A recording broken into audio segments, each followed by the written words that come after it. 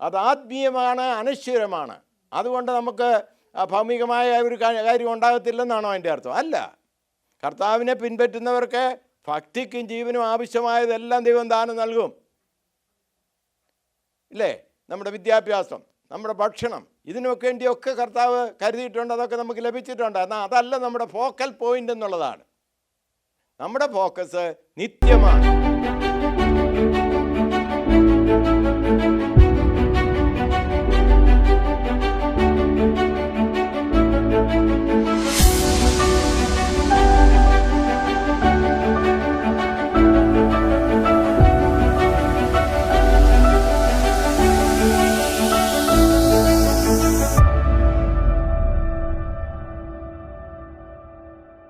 Name of our Lord and Savior Jesus Christ. അനുഗ്രഹിക്കപ്പെട്ട ഈ പ്രഭാതത്തിനായി സ്തോത്രം. ഇന്നത്തെ ധ്യാനത്തിനായിട്ടൊരു വചനം ഞാൻ വ്യാപിപ്പാൻ ഉദ്ദേശിക്കുന്നത് ജെറമ്യാ പ്രവചനം 1-ാം അധ്യായം അതിൻ്റെ 5-ാം വാക്യമാണ്. യഹോവയുടെ അരുളപ്പാട് എനിക്കുണ്ടായതെന്തെന്നാൽ, നിന്നെ ഉദരത്തിൽ നിന്ന് ഉരുവാക്കിയതിന് മുമ്പ് ഞാൻ നിന്നെ അറിയുന്നു. നീ ഗർഭപാത്രത്തിൽ നിന്ന് പുറത്തു വരുന്നതിന് മുമ്പ് ഞാൻ നിന്നെ വിശുദ്ധീകരിച്ചു, ജാതികൾക്ക് പ്രവാചകനായി നിയമിച്ചിരിക്കുന്നു. ജെറമ്യാ പ്രവാചകൻ വളരെ പ്രതികൂലങ്ങളെ അഭിമുഖീകരിച്ച് ജീവിച്ച ഒരു വ്യക്തിയാണ്. Price the Lord. അദ്ദേഹം ബാബിലോണ്യ ദേശത്തേക്ക് കടന്നു പോകുന്ന വിഷയത്തെക്കുറിച്ചൊക്കെ പ്രവചിച്ചു. എന്നാൽ ഇസ്രായേലിയർക്ക് ഇത് കേട്ടപ്പോൾ ഇഷ്ടപ്പെട്ടില്ല. ഒടുവിൽ അദ്ദേഹവും പ്രവാസത്തിൽ പോകേണ്ടി വന്നു. അനേക പ്രതികൂലങ്ങൾ സ്വന്തം ജനത്താൽ സഹിക്കേണ്ടി വന്ന ഒരു പ്രവാചകനാണ് ജെറമ്യാ. എന്നാൽ അദ്ദേഹത്തോട് ദൈവം പറയാണ്, നിന്റെ അമ്മയുടെ ഉദരത്തിൽ നീ ഉരുവാകും മുമ്പ് ഞാൻ നിന്നെ കണ്ടു. I have A plan with you, I have A purpose with you. നമുക്കിനി യെശയ്യാ പ്രവചനം 44-ാം അധ്യായത്തിൻ്റെ ചില വാക്യങ്ങൾ വായിക്കാം. അതിൻ്റെ 1-2 വാക്യങ്ങൾ ഞാൻ വായിക്കുന്നു. 3-ാം വാക്യവും, ഇപ്പോഴോ എൻ്റെ ദാസനായ യാക്കോബേ, ഞാൻ തിരഞ്ഞെടുത്ത ഇസ്രായേലെ കേൾക്ക. നിന്നെ ഉരുവാക്കിയവനും ഗർഭത്തിൽ നിന്നെ നിർമ്മിച്ചവനും നിന്നെ സഹായിച്ചവനുമായ യഹോവ ഇപ്രകാരം അരുളിച്ചെയ്യുന്നു, എൻ്റെ ദാസനായ യാക്കോബേ, ഞാൻ തിരഞ്ഞെടുത്ത യെശൂരിനെ നീ ഭയപ്പെടേണ്ട. ദാഹിച്ചിരിക്കുന്നിടത്ത് ഞാൻ വെള്ളവും വരണ്ട നിലത്ത് നീരൊഴുക്കുകളും പകരും. നിന്റെ സന്തതിമേൽ എൻ്റെ ആത്മാവിനെയും നിന്റെ സന്താനത്തിന്മേൽ എൻ്റെ അനുഗ്രഹത്തെയും പകരും. ആ പുസ്തകത്തിൻ്റെ തന്നെ തൊട്ട് ലെഫ്റ്റ് പേജിൽ 43-ാം അധ്യായത്തിൽ നമ്മൾ ഇതുപോലെ ഒന്ന് കാണുന്നു. ഇപ്പോഴോ യാക്കോബേ, നിന്നെ സൃഷ്ടിച്ചവനും നിന്നെ നിർമ്മിച്ചവനുമായ യഹോവ ഇപ്രകാരം അരുളിച്ചെയ്യുന്നു, ഭയപ്പെടേണ്ട, ഞാൻ നിന്നെ വീണ്ടെടുത്തിരിക്കുന്നു. ഞാൻ നിന്നെ പേർ ചൊല്ലി വിളിച്ചിരിക്കുന്നു, നീ എനിക്കുള്ളവൻ തന്നെ. അപ്പോൾ ദൈവത്തിന് എല്ലാ വ്യക്തി ജീവിതങ്ങളെക്കുറിച്ചും വ്യക്തിപരമായ താല്പര്യമുണ്ട്, പ്ലാനുണ്ട്, പദ്ധതിയുണ്ട്. എന്നാൽ മനുഷ്യൻ്റെ സഹകരണം ദൈവം താല്പര്യപ്പെടുന്നു. മെക്കാനിക്കലായിട്ട് ദൈവം തനിക്ക് ഇഷ്ടമുള്ളതുപോലെ മനുഷ്യനോടുള്ള ബന്ധത്തിൽ പ്രവർത്തിക്കുകയില്ല. നാം സഹകരിക്കണം. നാം ദൈവത്തോട് ചേർന്നിരുന്ന് പ്രവർത്തിക്കുന്നു എങ്കിൽ ദൈവം തൻ്റെ ഹിതം നിറവേറ്റും. നമ്മുടെ സ്വയ ചിന്തയിൽ ഞാൻ എൻ്റെ പവറിൽ ഞാനത് ചെയ്യുമെന്ന് വിചാരിച്ചാൽ നടക്കത്തില്ല. ദൈവാശ്രയത്തോടു കൂടി മാത്രമേ ദൈവ തിരുഹിതം ഒരു വ്യക്തിയുടെ ജീവിതത്തിൽ നിറവേറ്റുവാൻ സാധിക്കുകയുള്ളൂ. ഞാനിവിടെ 2 കാര്യങ്ങളാണ് സൂചിപ്പിച്ചത്. You are not an accident. ഒരു ആക്സിഡൻറ്റിൽ ജന്മം ലഭിച്ചവരല്ല നാം. ഒരു ജന്മത്തിന് പിൻപിൽ ദൈവത്തിന് ഹിതമുണ്ട്, ദൈവത്തിൻ്റെ കരം പ്രവർത്തിക്കുന്നു. നമ്പർ 1. നമ്പർ 2, നാം ദൈവകരങ്ങളിൽ താണിരുന്നാൽ ദൈവം നമ്മെ ഉപയോഗിക്കും. നമ്മുടെ സ്വയത്വത്തിൽ, നമ്മുടെ ഓൺ കഴിവിൽ അത് സാധിക്കുകയില്ല. വീണ്ടെടുക്കപ്പെട്ട ദൈവജനത്തോടുള്ള ബന്ധത്തിൽ വേറൊരു രീതിയിൽ നാം അതിനെ ചിന്തിക്കേണ്ടിയിരിക്കുന്നു. അതിനാധാരമായിട്ട് I want your attention to 2 Corinthians chapter 5 verse 17 and 18. വായിക്കുന്നു, ഒരുവൻ ക്രിസ്തുവിലായാൽ അവൻ പുതിയ സൃഷ്ടിയാകുന്നു, പഴയത് കഴിഞ്ഞുപോയി, ഇതാ അത് പുതുതായി തീർന്നിരിക്കുന്നു. ഇതിനൊക്കെയും ദൈവം തന്നെ കാരണഭൂതൻ. അവൻ നമ്മെ ക്രിസ്തു മൂലം തന്നോട് നിരപ്പിച്ചു. നിരപ്പിൻ്റെ ശുശ്രൂഷ ഞങ്ങൾക്കും തന്നിരിക്കുന്നു. അതിൻ്റെ 19 വാക്യം ഞാൻ വായിപ്പാൻ ഉദ്ദേശിച്ചില്ല, എങ്കിലും ഇതിനോട് ചേർന്നതാണ്. ദൈവം ലോകത്തിന് ലംഘനങ്ങളെ കണക്കിടാതെ ലോകത്തെ ക്രിസ്തുവിൽ തന്നോട് നിരപ്പിച്ചു പോന്നു. ഈ നിരപ്പിൻ്റെ വചനം നിങ്ങളുടെ പക്കൽ ഫലമേൽപ്പിച്ചിരിക്കുന്നു. Price the Lord. അപ്പോൾ ഇവിടെ എല്ലാം നമ്മൾ കാണുന്നത് ദൈവത്തിനൊരു പ്ലാനുണ്ട്, പദ്ധതിയുണ്ട്. ഒരുവൻ ക്രിസ്തുവിലായാൽ അവൻ പുതിയ സൃഷ്ടിയാകുന്നു. പഴയത് കഴിഞ്ഞുപോയി, ഇതത് പുതുതായി തീർന്നിരിക്കുന്നു. ഒരു മെറ്റാമോർഫോസിസ് സംഭവിക്കുകയാണ്. ഈ മെറ്റാമോർഫോസിസ് എന്ന് പറഞ്ഞാൽ എന്താണ്? ബയോളജിയിൽ നമ്മൾ പഠിക്കുന്ന ഒരു പദമാണ് മെറ്റാമോർഫോസിസ്. അതായത് ഒരു ചിത്രശലഭത്തിൻ്റെ എഗ്ഗ് ഒരു ഇലയിൽ ഇട്ടെന്നിരിക്കട്ടെ, ഇലയിൽ ഇട്ടിരിക്കുകയാണ്, അത് സ്റ്റിക്ക് ചെയ്തിരിക്കുകയാണ്. ചില ദിവസങ്ങൾക്ക് ശേഷം അത് വിരിയും, അതൊരു കാറ്റർപില്ലറാകും. അത് ചില ദിവസങ്ങൾ ആ ഇല ആർത്തിയോടെ തിന്നും, ആ കാറ്റർപില്ലർ വളരും. അതിനുശേഷം അതൊരു പ്യൂപ്പൽ സ്റ്റേജിലേക്ക് കടക്കും. ആ പ്യൂപ്പൽ സ്റ്റേജിലാകുമ്പോൾ അതൊരു കൂടിനുള്ളിൽ ഇരിക്കുന്നത് പോലെ ആയിരിക്കും. നമ്മൾ വിചാരിക്കും ജീവനില്ലാത്ത എന്തോ തൂങ്ങിക്കിടക്കുന്നതെന്നൊക്കെ നമ്മൾക്ക് തോന്നിപ്പോകും. ചില ദിവസങ്ങൾ കഴിയുമ്പോൾ അതിനകത്തു നിന്നൊരു ബട്ടർഫ്ലൈ, മനോഹരമായ രൂപിയായ ബട്ടർഫ്ലൈ പറന്നുയരും. എല്ലാം സ്റ്റാർട്ട് ചെയ്തത് ഒരു ചെറിയ മുട്ടയിൽ നിന്നാണ്. ആ മുട്ട വിരിഞ്ഞ് പുഴുവാകുകയാണ്. ആ പുഴു ആ സ്റ്റേജിനെ കടന്ന് പ്യൂപ്പൽ സ്റ്റേജിലേക്ക്, ലാർവൽ ആ സ്റ്റേജിലേക്ക് കടന്നതിന് ശേഷം ആ പ്യൂപ്പൽ സ്റ്റേജിൽ നിന്ന് ബട്ടർഫ്ലൈ ആയി പറന്നുയരുന്നു. ഇതാണ് ആത്മീയ ജീവിതത്തിൽ മനുഷ്യൻ്റെ അവസ്ഥാന്തരം. ഒരാത്മീയത്തിലേക്ക് വന്ന ഒരു വ്യക്തിയെ സംബന്ധിച്ചിടത്തോളം ഒരു മെറ്റാമോർഫോസിസ് സംഭവിക്കുകയാണ്, ഒരു പരിവർത്തനം നടക്കുകയാണ്. മനുഷ്യനെല്ലാം ജന്മനാ പാപിയാണ്. നമ്മുടെ പൂർവ്വപിതാവായ ആദമ പാപം ചെയ്തതോടുകൂടി നമ്മൾ പാപികളായി തീർന്നു. എന്നാൽ റോമാലേഖനം 5:1 നാം കാണുന്നു, എന്താണ് വായിക്കുന്നത് അവിടെ? ദൈവത്താൽ നീതീകരിക്കപ്പെട്ടിട്ട് നമ്മുടെ കർത്താവായ ക്രിസ്തുയേശു മൂലം നമുക്ക് ദൈവത്തോട് സമാധാനമുണ്ട്. അപ്പോൾ ദൈവത്തിന് മനുഷ്യനോട് സമാധാനമില്ലാത്ത ഒരു അസ്വസ്ഥത അവിടെ ഉളവായി മനുഷ്യൻ്റെ ലംഘനത്താൽ. ആ ലംഘനത്തെ ക്രിസ്തുയേശു എൻ്റെ പാപങ്ങളെ മോചിക്കുവാൻ മതിയായവനാണെന്ന് വിശ്വസിച്ചുകൊണ്ട് ആ യേശുവിൻ്റെ രക്തത്താൽ കഴുകൽ പ്രാപിക്കുന്ന ഒരു വ്യക്തിക്ക് എന്ത് സംഭവിക്കുന്നു? അവൻ പുതുജനനം പ്രാപിക്കുകയാണ്, നീതീകരണം പ്രാപിക്കുകയാണ്. റോമാലേഖനം 8:1 അത് പ്രാപിക്കുന്നു, കാണുന്നുണ്ട്. നീതീകരണം നമുക്ക് ലഭിക്കുകയാണ്. ദൈവം തരുന്ന നീതീകരണം, വിശ്വാസത്താലുള്ള നീതീകരണം. റോമാലേഖനത്തിലെ പൗലോസ് അത് സ്പഷ്ടമായി പ്രതിപാദിക്കുന്നു. നീ പാപത്തിൻ്റെ ചെളിക്കുണ്ടിലായിരിക്കാം, എന്നാൽ ക്രിസ്തുവിന് വേണ്ടി നീ ഹൃദയം കൊടുത്താൽ നീ പുതിയ സൃഷ്ടിയാണ്. പുതിയ സൃഷ്ടി എന്ന് പറഞ്ഞാൽ ദൈവത്തിൻ്റെ നിന്നോടുള്ള നീരസം മാറി, നിന്നോടുള്ള കോപം മാറി. റോമാലേഖനം 8 രീതി 1 അധ്യായ പ്രകാരം 1 വാക്യത്തിൽ പറയുന്നത് പോലെ നീതീകരണം പ്രാപിക്കുന്നവരായി നാം മാറുന്നു. നോ കണ്ടംനേഷൻ, ഒരു ന്യായവിധിയും ഇനിയില്ല. പാപത്തിൻ്റെ ശമ്പളം മരണമാണ്, ന്യായവിധിയുണ്ട്. എന്നാൽ ക്രിസ്തുയേശുവിലൂടെ നിത്യജീവനെ പ്രാപിക്കുന്ന ഒരു വ്യക്തിക്ക് ആ കണ്ടംനേഷൻ അഥവാ ന്യായവിധിയില്ല. അവൻ കഴുകൽ പ്രാപിച്ച ദൈവ പൈതലായി തീർന്നു. എന്നിട്ട് നമ്മൾ 2 കൊരിന്ത്യർ 5 തുടർന്നുള്ള വാക്യത്തിൽ വായിച്ചത്, ഈ സത്യത്തെ മറ്റുള്ളവരോട് അറിയിക്കുക എന്നുള്ള ഒരു ദൗത്യം ഈ അനുഗ്രഹം പ്രാപിച്ചവർക്കുണ്ട്. അപ്പോൾ എന്നെ കേൾക്കുന്ന ആ സൂമിലൂടെയും എന്നെ ഇവിടെ ഇരുന്നും കേൾക്കുന്ന എല്ലാവരെക്കുറിച്ചും ദൈവത്തിനൊരു കാര്യപരിപാടിയുണ്ട്. നമ്മുടെ ജന്മം ഒരു ആക്സിഡൻ്റ് അല്ല. ഒരു ജനനത്തിന് പിൻപിൽ ദൈവത്തിൻ്റെ കരമുണ്ട്.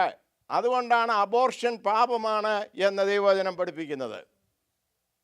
കാരണം ഒരു വ്യക്തി ഒരു മാതാവിൻ്റെ ഉള്ളിൽ ഗർഭസ്ഥാവസ്ഥയിലാകുന്നതിന് പിന്നിൽ ദൈവത്തിൻ്റെ കരം ഇടപെടുന്നു. അതുകൊണ്ട് ആ എംബ്രിയോയെ ഒരു മിസ്കാരേജ് ഉണ്ടാക്കി, അല്ലെങ്കിൽ ഒരു ആർട്ടിഫിഷ്യൽ മിസ്കാരേജ് അല്ലവ അബോർഷൻ ഉണ്ടാക്കി കളയുക എന്നുള്ളത് കുറ്റകരമായ ഒരു സംഗതിയാണ് ദൈവസന്നിധിയിൽ. അത് പാപമാണ്, അതൊരു കൊലപാതകമാണ്. ആ എംബ്രിയോയ്ക്ക് സംസാരിക്കാൻ കഴിവുണ്ടായിരുന്നെങ്കിൽ, എനിക്ക് ജീവിക്കണം, എനിക്ക് ഒരു അവകാശമുണ്ട് എന്ന് പറയാൻ വോട്ടിടാൻ കഴിയുമായിരുന്നെങ്കിൽ അത് പറഞ്ഞേനെ ഈ അബോർഷൻ തെറ്റാണെന്ന്. പക്ഷേ അതിനുള്ള സാധ്യത സാഹചര്യം അതിന് ലഭിക്കുന്നില്ല. അതുകൊണ്ട് അത് കൊല്ലപ്പെടുന്നു, അത് അബോർട്ടാക്കി കളയപ്പെടുന്നു. അത് കൊലപാതകമാണ്, അത് ശിക്ഷാർഹമാണ് ദൈവസന്നിധിയിൽ.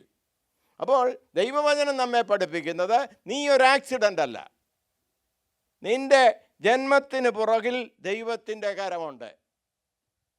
എന്നാൽ പാപസംബന്ധമായി ഈ ഭൂമിയിൽ പാപത്തിൽ ജനിച്ചു വീഴുന്ന ഒരു കുഞ്ഞ് പാപിയായി ജീവിക്കുന്നു. സ്വയസിദ്ധമായി ലഭിച്ചതാ പാപം. നമ്മൾ പറയില്ലേ, എൻ്റെ DNA അതുണ്ട് എന്ന് പറയുന്നത് പോലെ തലമുറകളായി യുഗങ്ങളായി ആദം ഹവ്വ മാതാപിതാക്കളിലൂടെ നമുക്ക് ലഭിച്ചതാണ് അനുസരണക്കെട്ട കാണിച്ച പാപം. ഈ ലോകത്തിൻ്റെ ദൈവമായിരിക്കുന്ന സാത്താന് അടിയറ വെച്ചുകൊണ്ടുള്ള ഒരു ജീവിതത്തിലേക്കാണ് ഒരു കുഞ്ഞ് ജനിച്ചു വീഴുന്നത്.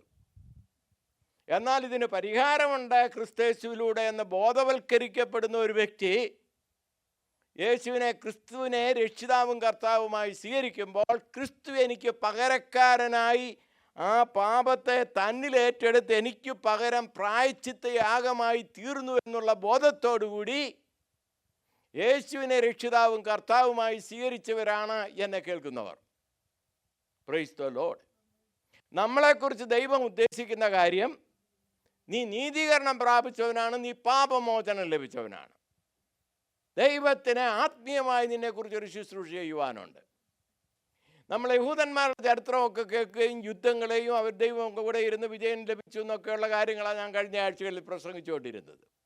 അപ്പോൾ നമുക്ക് തോന്നും, എന്നെ ദൈവം എന്നെ അങ്ങ് യുദ്ധക്കാരനാണോ എന്നൊക്കെ തോന്നിപ്പോകും.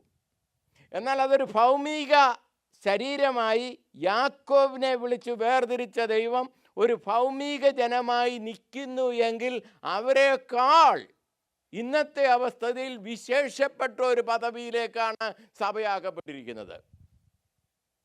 ഞാൻ കഴിഞ്ഞ ദിവസം പ്രസംഗിച്ചുകൊണ്ടിരുന്നപ്പോൾ പറയുകയുണ്ടായി, ക്ലാസ് എടുത്തപ്പോൾ പറഞ്ഞു, ആ 69-ാം ആഴ്ചവട്ടത്തിൻ്റെ അവസാനം AD 32 മശിഹ ഒരു കഴുതക്കുട്ടിപ്പുറത്ത് കടന്നു വരികയാണ്. അവർ ഹോസന്ന പാടി, ദാവീദിന്റെ പുത്രനായ മശിഹായ്ക്ക് ഹോശാന അവർ പാടി. യൂതൻ അവരെ തിരസ്കരിച്ചു, അവനെ ക്രൂശിക്കുക എന്നവർ ആ ആഴ്ചയിൽ തന്നെ ആർത്താട്ട് ഹസിച്ചു. യേശുവിനെ ക്രൂശിന് വിധേയപ്പെടുത്തി, തിരസ്കരിച്ചു. അതിൻ്റെ ശിക്ഷ കഴിഞ്ഞ 2000 കൊല്ലമായി യഹൂദൻ സഹിച്ചുകൊണ്ടിരിക്കുകയാണ്. അവന് സ്വന്തമായി ഒരു ആലയമില്ല. AD 70 തൊട്ട് ഞാനിപ്പോൾ സംസാരിക്കുന്ന 1924 വർഷം വരെ അവർക്ക് സ്വന്തമായി ഒരു ചർച്ച് ലഭിച്ചിട്ടില്ല. കാരണം സഭ എന്ന ഒരു പുതിയ ആലയം ഉരുവായിരിക്കുന്നു. ഇനി അവർക്ക് 69-ാം ആഴ്ചവട്ടത്തിൻ്റെ അവസാനം മശിഹ ഛേദിക്കപ്പെടണമെങ്കിൽ ദാനിയേലിൻ്റെ പ്രവചനപ്രകാരം 70 ആഴ്ചവട്ടം അവർക്കുണ്ട്. ആ 70-ാം ആഴ്ചവട്ടം അവർക്കുണ്ടാകുകയും, ആ ആഴ്ചവട്ടം എന്ന് പറയുന്നത് 7 എന്നുള്ള സംഖ്യയാണ്. ഒരാഴ്ചവട്ടം 7 വർഷമാണ്. ഒരു 70-ാമത്തെ ആഴ്ചവട്ടം അല്ലെങ്കിൽ 7 വർഷം ഈ ലോകത്തിൽ മനുഷ്യനോടുള്ള ബന്ധത്തിൽ യഹൂദന് ദൈവം വേർതിരിച്ചിരിക്കുന്നു. ഈ 70-ാം ആഴ്ചവട്ടം വെളിപ്പെടണമെന്ന് വരുന്നതിന് മുമ്പ് തന്നെ ആത്മീയ സഭ ഇവിടെ നിന്ന് എടുക്കപ്പെടണം. ഈ സഭ ഒരു മിസ്റ്ററിയാണ് എന്ന് ഞാൻ പറഞ്ഞു. മിസ്റ്ററി എന്ന് പറഞ്ഞാൽ നമുക്ക് ആർക്കും അറിയാൻ വയ്യാത്ത ഒരു കാര്യമെന്നല്ല.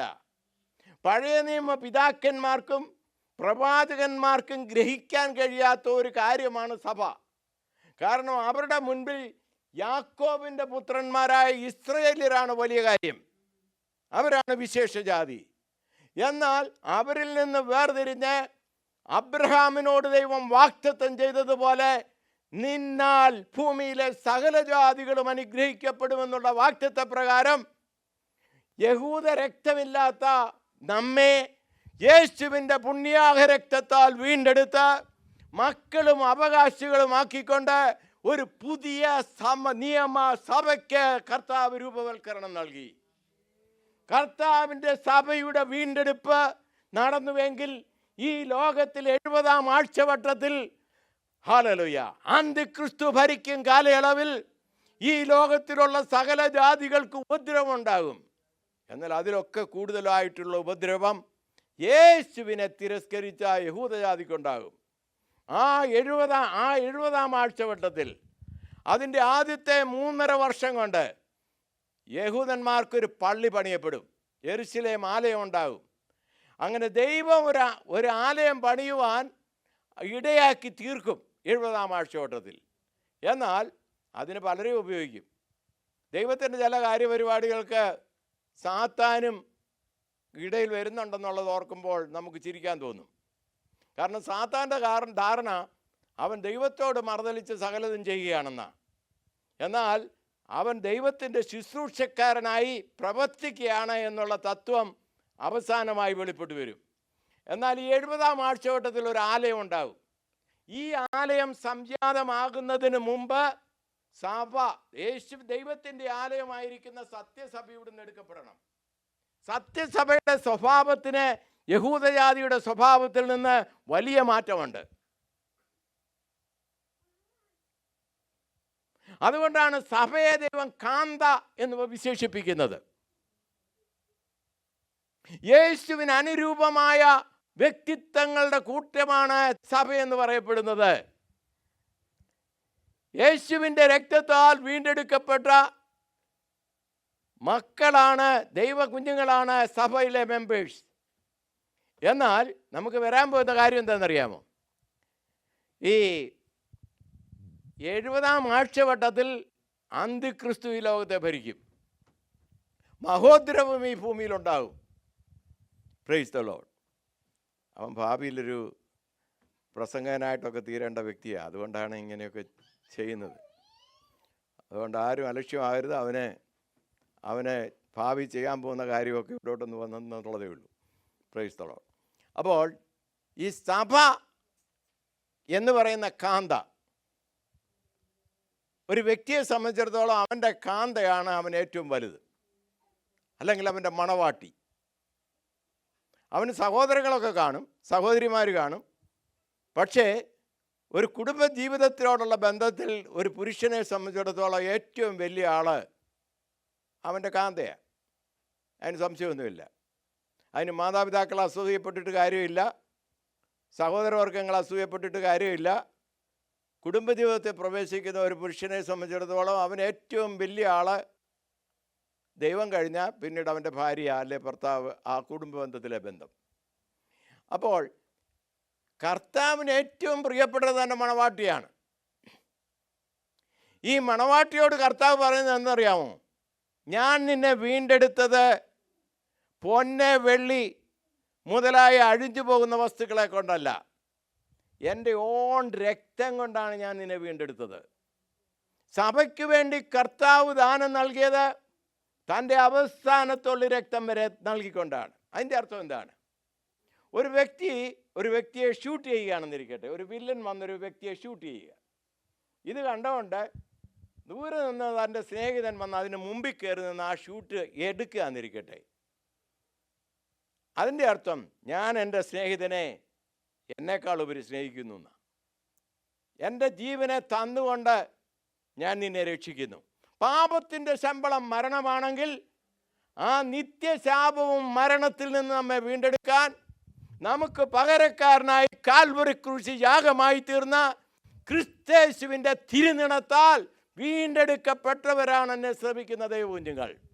ഈ മണവാട്ടിക്ക്, സഭയ്ക്ക് യഹൂദന്മാരെക്കാൾ പ്രാധാന്യമുണ്ട്. യഹൂദൻ ദൈവത്തിൻ്റെ സ്വന്തം ജനമായിരിക്കുമ്പോൾ എൻ്റെ സഹോദരന്മാരുടെ ഇടുക്കിലേക്ക് ഞാൻ കടന്നു വന്നു എന്നാണ് കർത്താവ് ഇസ്രായേലിനോട് പറയുന്നത്. ഒടുവിൽ നിങ്ങൾ ശ്രദ്ധിച്ചിട്ടുണ്ടോ? സക്കറിയ പ്രവചനത്തിലൊക്കെ ചോദിക്കുകയാണ്, അവരുടെ കഷ്ടകാലത്ത് അവരെ രക്ഷിക്കുവാൻ വരുന്ന യേശുവിൻ്റെ കൈകളിലെ പാട് കണ്ടുകൊണ്ട് അവർ ചോദിക്കുകയാണ്, നാഥാ ഈ പാടുകൾ എങ്ങനെ ലഭിച്ചു? അത് എൻ്റെ സഹോദരന്മാരുടെ അടുക്കിലേക്ക് ഞാൻ വന്നു, അവർ എനിക്ക് തന്നതാണ്. അപ്പോൾ സഹോദരന്മാരുടെ ഗണത്തിൽ ഇസ്രയേലിനെ പെടുത്തുമ്പോൾ സഭയെ പെടുത്തുന്നത് മണവാട്ടി അല്ലെ കാന്ത എന്നുള്ള അവസ്ഥയിലാണ്. അപ്പോൾ സഭ വിശേഷപ്പെട്ടതാണ്. അതുകൊണ്ടാണ് സഭയ്ക്ക് സ്വഭാവത്തിൽ വ്യത്യാസം. ക്രിസ്തുവിനോടുള്ള സാമീപ്യം സ്വഭാവം. യഹൂദൻ ഇല്ലാത്ത ക്യാരക്ടർ സഭയ്ക്കുണ്ടായിരിക്കണം. Praise the Lord. യഹൂദൻ എന്ത് യുദ്ധമൊക്കെ ചെയ്ത് അങ്ങ് പോവുകയാണ്. അതുകൊണ്ട് അവർക്ക് മൊറാലിറ്റി ഇല്ലെന്നോ ക്യാരക്ടർ ഇല്ലെന്നോ അല്ല ഞാൻ പറയുന്നത്. അതൊക്കെ ഉണ്ട് അവർക്ക്. എന്നാൽ സഭയെ എന്താ കർത്താവ് പഠിപ്പിച്ചേ? ഒരു കരണത്തടിച്ചാൽ മറ്റേ കരണത്തെ കാണിച്ചു കൊടുക്കണം. എന്നിട്ട് ശത്രുവിനെ നിന്നെ പോലെ തന്നെ സ്നേഹിക്കണം. യേശു അങ്ങനെയാണ് ചെയ്തത്. യേശുവിന് ശത്രുക്കളായിട്ടാണ് യഹൂദന്മാർ നിന്നത്. എന്നാൽ ക്രൂശിക്കുന്നവരെ കുറിച്ച് കർത്താവ് പറഞ്ഞത് എന്താണ്? ഇവരുടെ പാപം ഇവരോട് കണക്കിടരുത്. കാരണം എന്താണ്? ഇവർ ചെയ്യുന്നത് ഇന്നതെന്ന് ഇവരറിയായി കൊണ്ട് ഇവരോട് ക്ഷമിക്കണം. അപ്പം ശത്രുവായി ഉപദ്രവിച്ച് കൊല്ലുന്നവരെ കുറിച്ചുള്ള യേശുവിൻ്റെ മനോഭാവം, ഇവർ ചെയ്യുന്നത് ഇന്നതെന്നറിയായാൽ ഇവരോട് ക്ഷമിക്കണമേ. എന്നാൽ യഹൂദൻ്റെ പ്രമാണം അങ്ങനെയാണോ? ഒരിക്കലുമല്ല. സഭ സ്പെഷ്യലാണ്. യഹൂദൻ സ്പെഷ്യലാണോ? അതെ, യഹൂദൻ സ്പെഷ്യലാണ് ഈ ലോകത്തിൽ മറ്റു ജാതികളെ അപേക്ഷിച്ച്. എന്നാൽ സഭയോ? അവർ സൂപ്പർ സ്പെഷ്യലാണ്. ദൈവത്തെ ക്രിസ്തുവിനോട് അനുരൂപരായി തീരാനായിട്ടാണ് കർത്താവ് നമ്മെ വിളിക്കുകയും വേർതിരിക്കുകയും ചെയ്തിരിക്കുന്നത്. നമ്മളെക്കുറിച്ച് ദൈവത്തിന് പ്രത്യേക കാര്യപരിപാടിയുണ്ട്, പ്ലാനുണ്ട്, പദ്ധതിയുണ്ട്. അത് പറയാനാണ് ഞാൻ ഇത്രയും നീട്ടി പ്രസ്താവിച്ചത്. Price the Lord. ഹല്ലേലൂയ. യേശുവിന് വളരെ വിലപ്പെട്ടവരാണ് നാം. അതിൻ്റെ കാരണം എന്താണ്? ക്രിസ്തുവിനെ മറ്റുള്ളവരുടെ ഇടയിൽ വെളിപ്പെടുത്തേണ്ടത് നമ്മുടെ രീതി, നമ്മുടെ സ്വഭാവം കൊണ്ടാണ്, നമ്മുടെ ക്യാരക്ടറിലൂടെയാണ്. ഹല്ലേലൂയ. ഈ ഫറവോയെക്കുറിച്ച് ദൈവത്തിനൊരു പ്ലാൻ ഉണ്ടായിരുന്നു. അതിനെക്കുറിച്ച് പുറപ്പാട് പുസ്തകം 9:16 പറയുന്നത്, എനിക്കിതിനെ നശിപ്പിക്കാമായിരുന്നു, ഫറവോനെ കൊല്ലുന്നില്ല ദൈവം, എന്നാൽ അവനെ ജീവനോട് ഇരുത്തിയിട്ട് പറയുകയാണ്, എങ്കിലും എൻ്റെ ശക്തി നിന്നെ കാണിക്കേണ്ടതിനും എൻ്റെ നാമം സർവ്വഭൂമിയിലും പ്രസ്താവിക്കപ്പെടേണ്ടതിനും ഞാൻ നിന്നെ നിർത്തിയിരിക്കുന്നു. ഒടുവിൽ ഈ ഫറവോൻ്റെ സൈന്യങ്ങളെല്ലാം നശിച്ചു കഴിഞ്ഞിട്ട് ഫറവോൻ കൊട്ടാരത്തിൽ ഇരുന്നുകൊണ്ട് പറഞ്ഞത് എന്തറിയാം? മോശയുടെ ദൈവമാണ് ദൈവം. മിസ്രൈമി ദൈവങ്ങളുണ്ട്, എന്നാൽ മോശയുടെ ദൈവമാണ് സാക്ഷാൽ ദൈവമെന്ന് ഫറവോ പ്രസ്താവിച്ചു. ഹല്ലേലൂയ. 1 കൊരിന്ത്യർ 2:17 വാക്യം ഇങ്ങനെയുണ്ട്, ദൈവം ലോക സൃഷ്ടിക്ക് മുമ്പ് നമ്മുടെ തേജസ്സിനായി മുൻനിയമിച്ച് മറഞ്ഞിരുന്നതുമായ ദൈവത്തിൻ്റെ ജ്ഞാനമത്രേ മർമ്മമായി ഞങ്ങൾ പ്രസ്താവിക്കുന്നു. ഹല്ലേലൂയ. അപ്പം ദൈവത്തിൻ്റെ മറഞ്ഞിരുന്ന, പ്രവാചകന്മാർക്ക് മറഞ്ഞിരുന്ന മർമ്മമാണ് സഭ. അവരുടെ പ്രവചനങ്ങളെല്ലാം നടന്നത് എങ്ങനെയാ? ഇസ്രായേലിനെ കുറിച്ചാണ്. സഭയെക്കുറിച്ച് അവർ കാര്യമായിട്ടൊന്നും പ്രവചിച്ചിട്ടില്ല. യെശയ്യാ പ്രവചനമൊക്കെ യേശു ക്രൂശിതനായി കിടക്കുന്നത് കാണുന്നുണ്ട് ദർശനത്തിൽ. നമ്മുടെ പാപങ്ങളെ അവൻ വഹിച്ചു എന്നൊക്കെ അവർ യെശയ്യാ പ്രസ്താവിക്കുന്നുണ്ട്. ദാവീദ് കണ്ടു, കൈയും കാലും ആണുകൊണ്ട് തറയ്ക്കപ്പെടുന്നത് കാണുന്നുണ്ട്. വസ്ത്രം അവർ ഓപ്ഷന് അല്ലെങ്കിൽ ലോട്ടിടുന്നത് കാണുന്നുണ്ട്, ചീട്ടിടുന്നത് കാണുന്നുണ്ട്. യേശുവിൻ്റെ സഹനം, കഷ്ടപ്പാട് അവർ ദർശിക്കുന്നുണ്ട്. പക്ഷേ അതിൻ്റെ ഫലമായി ഒരു സഭയുണ്ടാകുമെന്ന് കാണാൻ അവർക്ക് കഴിഞ്ഞില്ല. എഫെസ്യർ 1-ാം വാക്യം പറയുന്നുണ്ട്, അവനിൽ നാം അവകാശം പ്രാപിച്ചു, ദൈവരാജ്യത്തിന് അവകാശം പ്രാപിച്ചു. ഭൗമികമായി നോക്കിയാൽ നമുക്കത് ലഭിക്കുകയില്ല. കാരണം അവകാശങ്ങളും വാഗ്ദത്തങ്ങളും എല്ലാം ലഭിച്ച ജാതി ആരാ? ഇസ്രായേലാ. എന്നാൽ ദൈവം ഒരു വാഗ്ദത്തം അതിന് മുമ്പേ അബ്രഹാമിന് കൊടുത്തു, നിന്നാൽ ലോകത്തിലെ സകല ജാതികളും അനുഗ്രഹിക്കപ്പെടും. ഹല്ലേലൂയ. നമ്മളെക്കുറിച്ച് ദൈവം ആഗ്രഹിക്കുന്നത് അവൻ്റെ മഹത്വത്തിൻ്റെ പുകഴ്ചയ്ക്കായി നാം രൂപാന്തരപ്പെടണമെന്നുള്ളതാണ്.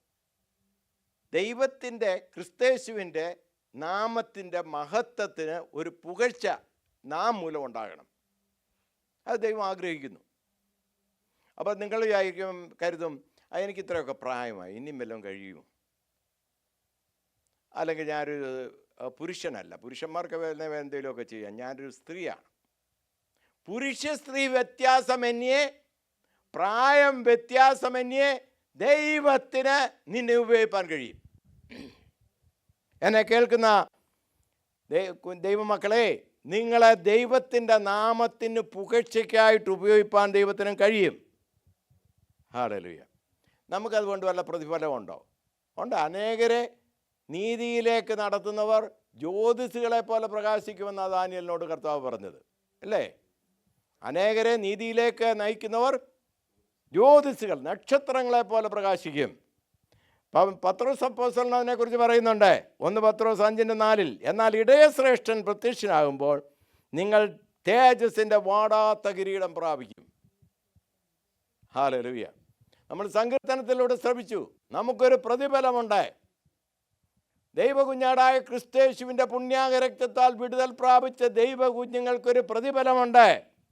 ഇടയശ്രേഷ്ഠൻ പ്രത്യക്ഷനാകുമ്പോൾ നിങ്ങൾ തേജസ്സിൻ്റെ വാടാത്ത കിരീടം പ്രാപിക്കും. ഹല്ലേലൂയ. പഴയ നിയമത്തിൽ പറഞ്ഞിരിക്കുന്ന പല വാഗ്ദത്തങ്ങളും ഭൗമികമാണ്. ഉദാഹരണമായിട്ട് നമ്മളെ ഉൽപ്പത്തി പുസ്തകം 26-ാം അധ്യായം 12-13 വാക്യങ്ങൾ വായിക്കുമ്പോൾ കാണുന്നുണ്ട്, ഇസ്ഹാക്ക് ചുറ്റുപാടുമെല്ലാം എന്താണ്, ഡ്രൈനസ്, യാതൊരു പ്രൊഡക്ടിവിറ്റി ഇല്ല. ആ സമയത്ത് വിത്ത് വിതച്ചുവെന്നും ആ ആണ്ടിൽ 100 ശമേനി വിളവ് കിട്ടിയതായിട്ട് ഇസ്ഹാക്കിനെ കുറിച്ച് പറയുന്നുണ്ട്. എന്നാൽ അതൊരു ഭൗമികമാണ്. ആ ധാന്യം തിന്നു കഴിയുമ്പോൾ അത് തീർന്നു. എന്നാൽ നമുക്ക് തന്നിരിക്കുന്ന വാഗ്ദത്തങ്ങൾ ഭൗമികമല്ല, നിന്നു പോകുന്നതല്ല. അത് ആത്മീയമാണ്, അനശ്വരമാണ്. അതുകൊണ്ട് നമുക്ക് ഭൗമികമായ ഒരു കാര്യം ഉണ്ടാകത്തില്ലെന്നാണോ അതിൻ്റെ അർത്ഥം? അല്ല. കർത്താവിനെ പിൻപറ്റുന്നവർക്ക് ഭക്തിക്കും ജീവനും ആവശ്യമായതെല്ലാം ദൈവം ദാനം നൽകും. ഇല്ലേ? നമ്മുടെ വിദ്യാഭ്യാസം, നമ്മുടെ ഭക്ഷണം, ഇതിനൊക്കെ വേണ്ടിയൊക്കെ കർത്താവ് കരുതിയിട്ടുണ്ട്. അതൊക്കെ നമുക്ക് ലഭിച്ചിട്ടുണ്ട്. എന്നാൽ അതല്ല നമ്മുടെ ഫോക്കൽ പോയിൻ്റ് എന്നുള്ളതാണ്. നമ്മുടെ ഫോക്കസ് നിത്യമാണ്. അവർ കനാൻ ദേശത്തെ അല്ലെങ്കിൽ ഇസ്രായേൽ ദേശത്തെ ലക്ഷ്യം വെച്ചുവെങ്കിൽ, നാം ലക്ഷ്യം വയ്ക്കുന്നത് ദൈവം കൈപ്പണിയായി സൃഷ്ടിച്ചതും ഭൗമികവുമല്ലാത്ത ഒരു രാജ്യത്തിന് വേണ്ടിയാണ്. എന്ന് പറഞ്ഞാൽ സ്വർഗരാജ്യത്തിന് വേണ്ടിയാണ് നമ്മൾ മുന്നേറുന്നത്. കർത്താവ് എന്തുവാ വാഗ്ദത്തം ചെയ്തത്? ഞാൻ പോകുന്നു, ഞാൻ പോയാൽ ഒരു വാസസ്ഥലം നിങ്ങൾക്കായി ഒരുക്കും, ഞാൻ ഒരുക്കിയാൽ ഞാൻ ഇരിക്കുന്നിടത്ത് നിങ്ങൾ ഇരിക്കേണ്ടതിന് വീണ്ടും ഞാൻ വന്ന് നിങ്ങളെ എൻ്റെ അടുക്കൽ ചേർത്തുകൊള്ളും. ഇതാ കർത്താവ് തന്ന വാഗ്ദത്തം. അപ്പോൾ സ്വർഗീയമായതിനെ കാക്ഷിച്ചുകൊണ്ടാണ് നാം ഇരിക്കുന്നത്. Praise the Lord. ഹല്ലേലൂയ. എന്നാൽ നമ്മുടെ ജീവിതത്തിലെ തോൽവികളുണ്ട്. ദൈവം ഇച്ഛിക്കുന്ന രീതിയിൽ ആകാൻ നമുക്കാർക്കും ഇതുവരെ കഴിഞ്ഞിട്ടില്ല. അതിന് പല കാരണങ്ങളുണ്ട്. ഒന്ന്, ലാക്ക് ഓഫ് ഡിവൈൻ ടച്ച്. ദൈവത്തിൻ്റെ ഒരു കരസ്പർശനം പ്രാപിച്ചിട്ടില്ല എന്നുള്ളതാ ഒരു പ്രശ്നം. ആ കരസ്പർശനം പ്രാപിക്കണമെങ്കിൽ ദൈവസന്നിധിയിൽ പ്രാർത്ഥിക്കണം, ധ്യാനിക്കണം. എൻ്റെ ദൈവമേ, യാക്കോബിനെ നീ ഒന്ന് തൊട്ടു. യാക്കോബിനെ നീ തൊട്ട് കഴിഞ്ഞപ്പോൾ ക്രൂക്കഡ്നെസ്സായി ജീവിച്ച ആ വ്യക്തി, ലോക കാര്യങ്ങൾക്ക് വേണ്ടി മാത്രം ജീവിച്ച ആ യാക്കോബ് ഒരു വ്യത്യാസം പ്രാപിച്ചു. അവൻ സ്വർഗത്തോളം എത്തുന്ന ഒരു ഗോപേണി കണ്ടു. അതിൻ്റെ മുകളിലൂടെ താഴോട്ടും മേളിലോട്ടും കയറുന്ന ദൂതസഞ്ചയത്തെ കണ്ടു. സ്വർഗീയമായതിനെ ദർശിച്ചു. അവൻ്റെ പേര് യാക്കോബ് എന്നായിരുന്നെങ്കിൽ അവൻ്റെ പേര് ഇസ്രയേൽ എന്ന് മാറ്റി എഴുതി. അങ്ങനെ ഒരു പുതിയ മനുഷ്യനായി അവൻ തീർന്നു. അവൻ എന്നെ ഒന്ന് കരസ്പർശനത്താൽ വിളിച്ച് വേർതിരിക്കണം. എന്നെ നിൻ്റെ കരം കൊണ്ടൊന്ന് സ്പർശിക്കണം. ഹല്ലേലൂയ. രണ്ടാമത്തെ പ്രശ്നം എന്താണെന്നറിയാമോ? We don't know the divine blueprint about our life. Blueprint ഉണ്ടെങ്കിൽ അതുവഴിയേ നമുക്കങ്ങ് പോകാം. എന്നാൽ ആ ബ്ലൂ പ്രിൻ്റ് ശരിയായിട്ട് നമുക്ക് അറിഞ്ഞുകൂടാ. എഞ്ചിനീയറിംഗ് പഠിച്ചവർക്കൊക്കെ അറിയാം. ബ്ലൂ പ്രിൻ്റ് ഉണ്ടെങ്കിൽ അപ്പോഴത്തെ അവരെ ഏൽപ്പിച്ചിരിക്കുന്ന ജോലി ചെയ്യാൻ എഞ്ചിനീയേഴ്സിനെ അറിയാം, അല്ലെ അതിന് നിർദ്ദേശിക്കാൻ അറിയാം. എന്നാൽ ഒരു ബ്ലൂ പ്രിൻ്റ് ഇല്ലെങ്കിൽ എന്താണ് പ്രശ്നം? വേണ്ട രീതിയിൽ ചെയ്യാനുള്ള അജ്ഞത അല്ലെ അറിവ് ഇല്ലാതെ വരുന്നു. ഈ ബ്ലൂ പ്രിൻ്റ് എവിടെ നിന്ന് ലഭിക്കുന്നു? പുതിയ നിയമം വ്യക്തമായി വായിക്കുന്ന ഒരു വ്യക്തിക്ക് ആവശ്യമായ ബ്ലൂ പ്രിൻ്റ് ആ വചനത്തിലൂടെ ലഭിക്കുമെന്നുള്ളതിന് സംശയമില്ല. മൂന്നാമതായിട്ട് നമ്മുടെ സക്സസ്സിന് തടസ്സമായി നിൽക്കുന്നത് ലാക്ക് ഓഫ് പ്ലാനിങ്. എന്ത് ചെയ്യണമെന്നുള്ളൊരു പ്ലാൻ നമുക്കില്ല. ദൈവം തരുന്ന ഗൈഡൻസിനനുസരിച്ചിട്ട് പ്ലാൻ തയ്യാറാക്കി ആ രീതിയിൽ മുന്നേറണം. പ്ലാനും പദ്ധതിയും ഇല്ലാതെ നിസ്സംഗരായിട്ടിരിക്കുന്ന അവസ്ഥയെ കർത്താവ് ഇഷ്ടപ്പെടുന്നില്ല. ദൈവം നമ്മെക്കുറിച്ച് ആഗ്രഹിക്കുന്ന പദ്ധതി നിറവേറ്റാൻ നമുക്കായിട്ടൊരു പ്ലാൻ വേണം. അത് ദൈവഹിതത്തിനനുസരിച്ചാണോ എന്നുള്ളത് ശോധന ചെയ്യണം. അങ്ങനെ ഒരു പ്ലാൻ നമുക്ക് ലഭിച്ചു കഴിഞ്ഞാൽ ആ പ്ലാനിനെ മുന്നേറുവാൻ നമുക്ക് കഴിയണം. ഹല്ലേലൂയ. നമുക്കൊരു ഗോൾ ഉണ്ടായിരിക്കണം. എനിക്കിത് നേടിയെടുക്കണം. ആ ഗോളോടുകൂടെ നാം മുന്നേറണം. ആ പോയിന്റ് നാം മുന്നേറണം. ഹല്ലേലൂയ. നമ്മളൊരു കാര്യം സാധിക്കണമെങ്കിൽ എന്തോ എടുക്കണം? അതിന് വില കൊടുക്കണം, അല്ലേ? വില കൊടുക്കണം. ആ വില കൊടുക്കാൻ നാം തയ്യാറാകണം. ഉദാസീനമായി ഒരു കാര്യം നടക്കാൻ ദൈവം ആഗ്രഹിക്കുന്നില്ല. ഓർക്കുന്നോ, ദാവീദ് ആലയം പണിയാനായിട്ട് അർണോൻ്റെ കളം ചോദിക്കുകയാണ്. അപ്പോൾ അർണോൻ പറയുന്നു, ഞാൻ ഈ സ്ഥലവും യാഗമൃഗത്തെയും യാഗവക്കോപ്പുകളെയും എല്ലാം നിനക്ക് തന്നേക്കാം, നീ യാഗം കഴിച്ചു. ദാവീദ് ഒരു കാര്യം പറയുന്നുണ്ട്, ചെലവില്ലാതെ ഞാൻ എൻ്റെ ദൈവത്തിന് യാഗം കഴിക്കത്തില്ല. ചെലവില്ലാതെ ദൈവത്തിന് യാഗം കഴിക്കത്തില്ല. കർത്താവിൻ്റെ പ്ലാനും പദ്ധതിയും നമ്മിൽ നിറവേറേണ്ടതിന് ചിലവുണ്ട്. അതിന് സമയത്തിൻ്റെ ചിലവ് കാണും, ടാലൻ്റ് ഉപയോഗിക്കേണ്ടി വരും, നമുക്ക് ലഭിക്കുന്ന പണം ഉപയോഗിക്കേണ്ടി വരും. നമ്മുടേതെന്ന് പറയാൻ എന്തുണ്ട്? നമുക്ക് ലഭിച്ചതെല്ലാം നിൻ്റേതല്ലെന്നാണ് ദൈവവചനം പറയുന്നത്. ഞാൻ നിനക്ക് തന്നതാ. ഇന്ന് സങ്കീർത്തന ഭാഗത്ത് നമ്മളെന്താ കേട്ടത്? പർവ്വതങ്ങളിലെ 1000 ആടുകളും കന്നുകാലികളെല്ലാം എൻ്റേതാ, എനിക്ക് നിന്നോടൊരു ആടിനെ ചോദിക്കണോ? അതിൻ്റെ ആവശ്യമില്ല. ദൈവത്തിൻ്റെ കാര്യം അല്ലെങ്കിലും ദൈവത്തിന് നടത്താൻ അറിയാം. പക്ഷേ നിന്നിലൂടെ ഉളവായതിനെ ദൈവത്തിന് വേണ്ടി വ്യയം ചെയ്യുവാൻ, ഉപയോഗിക്കുവാൻ ദൈവം നമ്മെക്കുറിച്ച് ആഗ്രഹിക്കുന്നു. നമുക്ക് മുന്നേറാൻ അസാധ്യമായി തീരുന്ന വേറൊരു പ്രോബ്ലം ഉണ്ട്. അതിന് പറയുന്ന പേരാണ് ഇംഗ്ലീഷിൽ ലേസിനെസ് എന്ന്. മലയാളത്തിൽ എന്താ പറയും? അലസത, അല്ലെ മടി. നാളെ ചെയ്യാം കേട്ടോ, ഇന്ന് ഇച്ചിരി തണുപ്പൊക്കെ, ട്രാക്റ്റുമൊക്കെ പാസ് ചെയ്യാൻ പോയാൽ തണുപ്പൊക്കെ ഉണ്ടല്ലോ, വേറൊരു നല്ല ദിവസം ആയിക്കോട്ടെ, പ്രൈസ് ദ ലോർഡ്. എന്നാൽ അതിനെയൊന്നും വകവയ്ക്കാതെ ദൈവം ഒരു ദർശനം തന്നാൽ അത് ചെയ്യുവാനുള്ള മനോഭാവം അലസത വെടിഞ്ഞ് ചെയ്യണം. നമ്മുടെ ഉയർച്ചയ്ക്ക് തടസ്സമായിട്ട് ഇതിലൊക്കെ ഉപരിയായി ഒരു കാര്യം പറയാനുള്ളത്, അതിന് ഞാൻ പറയുന്ന പേര് പ്രയർലെസ്നെസ്. പ്രാർത്ഥനയില്ലാതെ നാം എന്ത് ചെയ്താലും ഒരു പ്രയോജനമില്ല.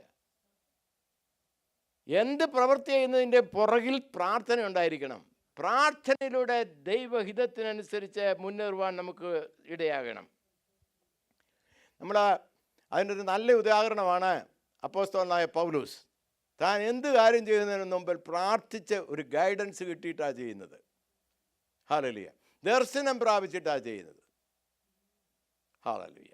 അദ്ദേഹത്തിന് രോഗമുണ്ട്, വേദനയുണ്ട്. എന്തുകൊണ്ടുണ്ടായി എന്ന് എനിക്കറിഞ്ഞുകൂടാ. അദ്ദേഹം ഒരു റെസ്ലറായിരുന്നെന്നാണ് പറയുന്നത് ആ ചരിത്രത്തിൽ. അദ്ദേഹത്തിന് നല്ല ആരോഗ്യമുള്ള ഷോർട്ടായിട്ടുള്ള ഒരു മനുഷ്യൻ, എന്നേക്കാൾ ഇച്ചിരി കൂടെ ഷോർട്ടായിരുന്നെന്നാണ് ചരിത്രം പഠിപ്പിക്കുന്നത്. എനിക്ക് 5 അടി 5.5 ഇഞ്ച് ഉയരമുണ്ട്. പൗലോസിന് 5 അടി 5 ഇഞ്ച് താഴെയായിരുന്നെന്നാണ് പറയുന്നത് അദ്ദേഹത്തിൻ്റെ ഉയരം.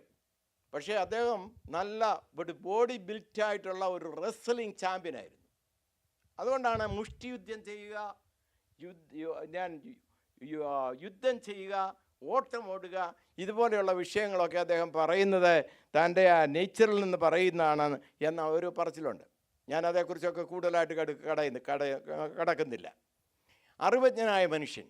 എന്നാൽ അദ്ദേഹം ആ ജ്ഞാനമൊക്കെ അവിടെ വെച്ചേച്ച് പ്രാർത്ഥിക്കുന്ന മനുഷ്യനായിരുന്നു. ദൈവവേലയ്ക്ക് ഇറങ്ങുന്നതിന് മുമ്പ് മണലാരണ്യത്തിലേക്ക് പോയി 2 വർഷം ധ്യാനിച്ചും പ്രാർത്ഥിച്ചും വചനം ധ്യാനിച്ചും മുന്നേറിയ വ്യക്തിയാണ് പൗലോസ്. ദൈവിക ഗൈഡൻസിൽ നമുക്ക് തോന്നും ഇതൊക്കെ അസാധ്യമാണെന്ന്. എന്നാൽ മർക്കോസിന് സുവിശേഷം 10-ാം അധ്യായത്തിലൊരു വാക്യമുണ്ട് 27, മനുഷ്യർക്ക് അസാധ്യം തന്നെ ദൈവത്തിനല്ല താനുമെന്ന് കർത്താവ് പറയുന്നുണ്ട്. കർത്താവായ യേശു ശിഷ്യന്മാരോട് പറയുന്നുണ്ട്, മനുഷ്യർക്ക് അസാധ്യമായ പല കാര്യങ്ങളും, എന്നാൽ ദൈവത്താൽ സകലതും സാധ്യം എന്ന് പൗലോസ് അപ്പോസ്തലനോട്, കർത്താവായ യേശു ക്രിസ്തു തന്നെ അപ്പോസ്തലന്മാരോട് പറയുന്നുണ്ട്. ഈ നിരാശയൊക്കെ ഉണ്ടാകും ജീവിതത്തിൽ. നമുക്കറിയാം, കപ്പൽ ഛേദത്തിലാകപ്പെട്ട പൗലോസ്, ആരും ഭക്ഷണം കഴിക്കുന്നില്ല, ഒന്നുമില്ല. എന്നാൽ അങ്ങനെയുള്ളവരെ ഒന്ന് ഉത്സാഹിപ്പിക്കാൻ പൗലോസിനെ ദൈവം അവിടോട്ട് മുന്നോട്ട് നയിക്കുകയാണ്. പൗലോസ് എന്താ പറയുന്നത്? കർത്താവിൻ്റെ ദൂതൻ എൻ്റെ അടുത്ത് വന്നു, നിങ്ങളുടെ സാധന സാമഗ്രികളൊക്കെ നഷ്ടപ്പെടും, പക്ഷെ ഒരാടെ പോലും ജീവൻ നഷ്ടപ്പെടത്തില്ലെന്ന് അഖിലാണ്ടത്തിൻ്റെ ഉടയവൻ എന്നോട് പറഞ്ഞു, അതുകൊണ്ട് ധൈര്യമായിരിപ്പീൻ എന്ന് പറഞ്ഞ് ഉത്സാഹിപ്പിക്കുന്നു. നിരാശരായിരിക്കുന്ന പലരെയും ഉത്സാഹിപ്പിക്കാൻ ദൈവമക്കളാകുന്ന നമുക്ക് ദൈവം ഇടയാക്കും. Praise the Lord. പൗലോസിന് സുവിശേഷം അറിയിക്കാൻ ഒരു പാഷൻ ഉണ്ടായിരുന്നു. ഒരു പാഷൻ എന്ന് പറഞ്ഞാൽ എന്താ? വ്യഗ്രത, ഒരാഗ്രഹം, താല്പര്യം ഉണ്ടായിരുന്നു. നമ്മുടെ ജീവിതത്തിൽ സുവിശേഷം അറിയിക്കാനുള്ള ഒരു വ്യഗ്രത നമുക്കുണ്ടായിരിക്കണം. ഹല്ലേലൂയ. പൗലോസ് അപ്പോസ്തലനൊരു മിഷണറി പ്ലാൻ ഉണ്ടായിരുന്നു. അതിൻ്റെ ഒന്നാം മിഷണറി യാത്രയിലും രണ്ടാം മിഷണറി യാത്രയും ഒക്കെ താൻ ക്രമീകരിക്കുന്ന ഒരു പ്രത്യേക പ്ലാനോടുകൂടാ. ഇന്ന ഏരിയകൾ എനിക്ക് പോകണം.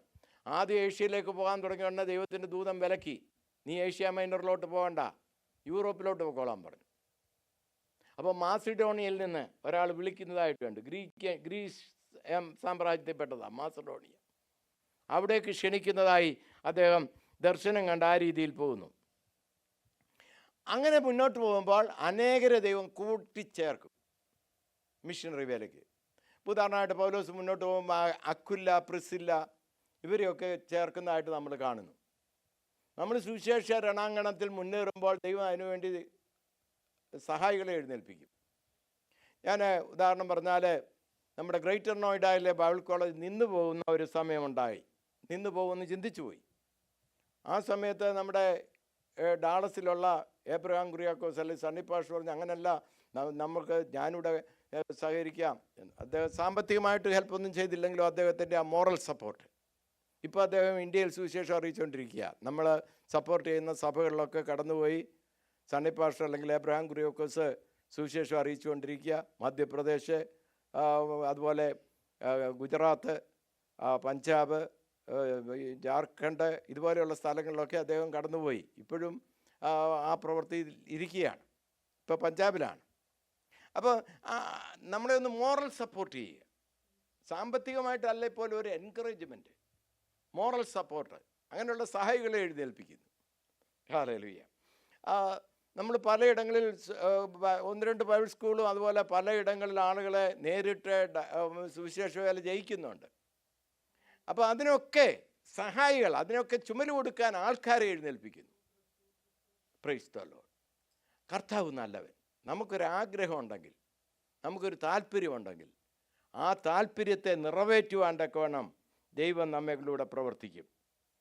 Price the Lord. എന്നാൽ നമ്മുടെ സ്വന്തം ഹിതത്തിലൊന്നും നടക്കത്തില്ല. തിരുവചന പ്രൊവർബിൽ ഇങ്ങനെ ഒരു പറയുന്നുണ്ട്, സദൃശവാക്യം 16:18, നാശത്തിന് മുമ്പേ ഗർവം, വീഴ്ചയ്ക്ക് മുമ്പ് ഉന്നതഭാവം. ഗർവവും ഉന്നതഭാവം ഉണ്ടെങ്കിൽ ദൈവത്തിന് നമ്മളെ ഉപയോഗിക്കാൻ പറ്റത്തില്ല. പോയിഡായിട്ട് എഴുതി തള്ളും. മാനം ലഭിക്കുന്നതിന് മുമ്പുള്ള മുന്നോടി എന്തായിരിക്കണം? തിരുവചനം പറയുന്നത് വിനയമായിരിക്കണം എന്ന് പറയേണ്ടി. അതുപോലെ ജോഷുവ 10-ാം അധ്യായത്തിലൊരു വാക്യമുണ്ട്. ജോഷുവ ജനത്തോട് ഉത്ബോധിപ്പിച്ചവരോട് പറയുന്ന, ഭയപ്പെടരുത്, ശങ്കിക്കുകയും വരുത്, ഉറപ്പും ധൈര്യമുള്ളവരായിരിക്കും. സഭ, വിശ്വാസികൾ ഉറപ്പുള്ളവരായിരിക്കണം, ധൈര്യമുള്ളവരായിരിക്കണം. നമ്മെ ദൈവത്തിന് ഉപയോഗിക്കാൻ കഴിയും. ഭാരതത്തിൽ സുവിശേഷീകരണത്തിന് തടസ്സമുണ്ടെന്നുള്ളത് സത്യമാണ്. എന്നാൽ ഉറപ്പോടും ധൈര്യത്തോടും കൂടെ നാം മുന്നോട്ട് പോകുന്നെങ്കിൽ ദൈവം വഴികളെ തുറക്കും, വാതിലുകളെ തുറന്നു കാട്ടും, നമുക്ക് പ്രവർത്തിപ്പാൻ ദൈവം ഇടയാക്കും. സങ്കീർത്തനം 31:24 ഇങ്ങനെ ഒരു വാക്യമുണ്ട്, യഹോവയിൽ പ്രത്യാശയുള്ള ഏവരുമേ ധൈര്യപ്പെട്ടിരിപ്പീൻ. എന്നിട്ടെന്താ പറയുന്നത്? നിങ്ങളുടെ ഹൃദയം ഉറച്ചിരിക്കട്ടെ. അപ്പം ധൈര്യപ്പെട്ട് ഉറപ്പോടും ധൈര്യത്തോടും കൂടെ നമുക്ക് മുന്നേറാം. ക്രിസ്തുവിൻ്റെ സ്ഥാനാപതികളായി നമുക്ക് തീരാം. കർത്താവ് സഭയോട് പറയുന്നത്, your citizenship is in heaven. സ്വർഗത്തിലാണ് നമ്മുടെ സിറ്റിസൺഷിപ്പ്. അപ്പോൾ സ്വർഗത്തിൻ്റെ ക്യാരക്ടർ നമുക്കുണ്ടായിരിക്കണം. എന്ന് പറഞ്ഞാൽ സ്വർഗത്തിൻ്റെ ക്യാരക്ടർ എന്താണ്? ദൈവത്തിൻ്റെ ക്യാരക്ടർ എന്താണ്?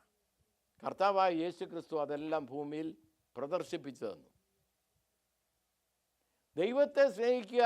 അതുകൊണ്ട് പിതാവേ, നിൻ്റെ തിരുഹിതം ഞാൻ പൂർണ്ണമായി നിറവേറ്റിയെന്ന് ക്രിസ്തു പറയുന്നു. എന്നിട്ട് ആ ക്രിസ്തു തൻ്റെ ശിഷ്യന്മാരുമായിട്ട് പറയുകയാണ്, നിങ്ങൾ ദൈവത്തെ സ്നേഹിക്കണം. അത് ഒന്നാമത്തെ കൽപ്പന തന്നെയാണ്. അതോടുകൂടി നിങ്ങൾ ലോകത്തിലുള്ളവരെയും സ്നേഹിക്കണം. ലോകത്തെ അല്ല സ്നേഹിക്കേണ്ടത്, പക്ഷെ മനുഷ്യരെ സ്നേഹിക്കണം. അവരുടെ രക്ഷയ്ക്ക് വേണ്ടി പ്രവർത്തിക്കണം, പ്രയത്നിക്കണം. ഈ ലോകത്ത് നമുക്ക് എന്ത് ചെയ്യാൻ കഴിയും? സുവിശേഷ താൽപരരായി മുന്നേറാം, ആരാധനയിൽ മുന്നേറാം, ദൈവത്തെ സ്നേഹിക്കാം, ദൈവ മക്കളെ സ്നേഹിക്കാം. ഹല്ലേലൂയ. നമ്മുടെ സ്വഭാവത്തിലൊരു മച്യൂരിറ്റിയിലേക്ക് നമുക്ക് മുന്നേറാം. ഹല്ലേലൂയ. ഒരു മച്യൂരിറ്റി ഉണ്ട് ക്രിസ്ത്യ ജീവിതത്തിൽ. ആ വീണ്ടും ജന്മം പ്രാപിച്ച നിലയിൽ നമ്മൾ കിടക്കരുത്. ചിലർ 25 വർഷത്തിന് മുമ്പേ രക്ഷിക്കപ്പെട്ടെങ്കിലും ഇന്നും അവരുടെ സ്വഭാവത്തിന് മാറ്റം വന്നിട്ടില്ല. പരദൂഷണം, ഗോസിപ്പ്, അല്ലെങ്കിൽ സ്വഭാവം ദൈവത്തിന് ഇഷ്ടമല്ലാത്ത സ്വഭാവങ്ങൾ ഇന്നും ഉണ്ടെങ്കിൽ അതിൻ്റെ അർത്ഥം നിങ്ങൾ ഇന്നും ശൈശവാവസ്ഥയിൽ കിടക്കുന്നതെന്നാണ്. ഞാൻ എന്നെ ഉൾപ്പെടെയാണ് പറയുന്നത്. നമ്മൾ ആ ശൈശവാവസ്ഥയിൽ നിന്ന് വിടുതൽ പ്രാപിച്ച് മുന്നേറണം. ദൈവത്തിന് തിരിഹിതമാവണ്ണം ജീവിക്കണം. നമ്മുടെ ജീവിതം കൊണ്ടും വാക്കുകൊണ്ടും സുവിശേഷത്തെ മറ്റുള്ളവരിലേക്ക് അറിയിക്കുവാൻ നമുക്കിടയാകണം. അങ്ങനെ ദൈവം അതിന് നമുക്ക് ശക്തി തരും. If there is A will there is a way എന്നൊരു പറച്ചിലുണ്ടല്ലോ. നമുക്കതിൻ്റെ ഒരു ആഗ്രഹം ഉണ്ടെങ്കിൽ ദൈവം അതിനെ വഴി തുറക്കും. ദൈവം ഈ വാക്കുകളാൽ നമ്മെ ഓരോരുത്തരെയും അനുഗ്രഹിക്കട്ടെ, സഹായിക്കട്ടെ. May God bless you all. നിങ്ങൾക്ക് ഈ വീഡിയോ ഇഷ്ടമായാൽ കൂടുതൽ വീഡിയോകൾക്കായിട്ട് ഞങ്ങളുടെ ചാനൽ ലൈക്ക് ചെയ്യുക, സബ്സ്ക്രൈബ് ചെയ്യുവാനും മറക്കരുത്. May God bless you.